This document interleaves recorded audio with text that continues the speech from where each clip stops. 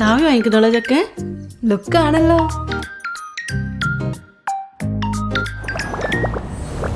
കിട്ടിയതും കൊടുത്തൊക്കെ കൂട്ടി നോക്കിയപ്പോ കല്യാണം ഒരു കുറ്റമില്ലാണ്ട് എങ്ങനെയോ കഴിഞ്ഞു വേണം പറയാൻ.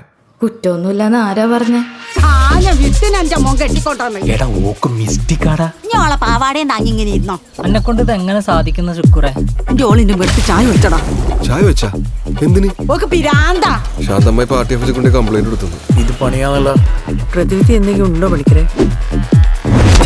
ഒളിച്ചോട്ടം.